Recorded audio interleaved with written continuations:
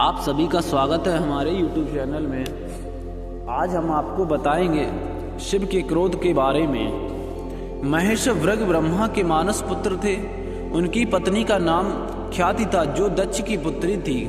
महेश वृग सप्तम श्री मंडल के एक ऋषि हैं। सावन और भाद्रपद में वे भगवान सूर्य के रथ पर सवार रहते हैं।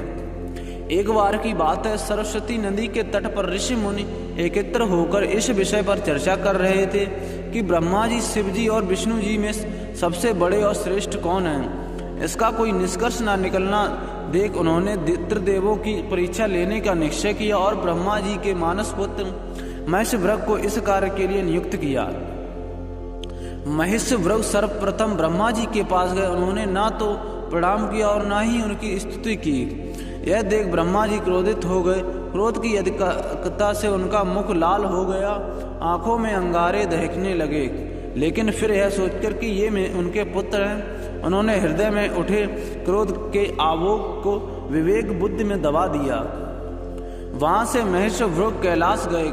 देवादेव भगवान महादेव ने देखा कि वृग आ रहे हैं, तो वे प्रसन्न होकर अपने आसन से उठे और उनका आलिंगन करने के लिए भुजाएं फैला दी।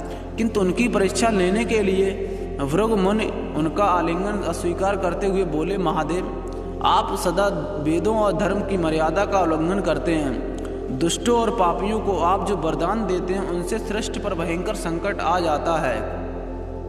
इसलिए मैं आपका आलिंगन कदापि नहीं करूंगा। उनकी बात सुनकर भगवान से क्रोध से तिल मिला उठे। उन्होंने जैसे ही त्रिशूल उठाकर उन्हें मारना चाहा, वैसे ही भगवती सती ने बहुत अनुनय विनय कर किसी प्रकार से उनका क्रोध शांत किया। इसके बाद वृग मुनि वैकुंठ लोक गए। उस समय भगवान विष्णु देवी लक्ष्मी को गोद में सिर रखकर लेटे थे। वृग ने जाते ही उनके वक्ष पर एक तेज लात मारी। भक्त वत्सल भगवान विष्णु शीघ्र ही अपने आसन पर उठ गए, खड़े हुए और उन्हें प्रणाम करने लगे।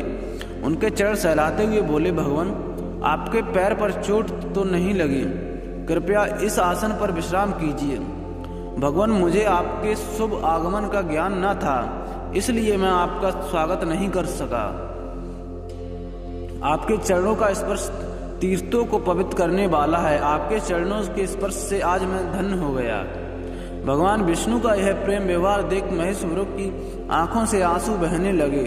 उसके बाद वे ऋषि मुनियों के पास लौट आए और ब्रह्मा जी, शिव जी और विष्णु के यहाँ के सभी अनुभव विस्तार कह बताए। उनके अनुभव सुनकर सभी ऋषि मुनि बड़े हैरान हुए और उनके सभी संदेह दूर हो गए। तभी वे भगवान विष्णु को सर्वश्रेष्ठ मानकर उनकी पूजा अर्चना करने लगे। वास्तव में उन ऋषि मुनियों ने अपने लिए ही बल की मनुष्यों के संदेह को मिटाने के लिए ही ऐसी लीला की थी।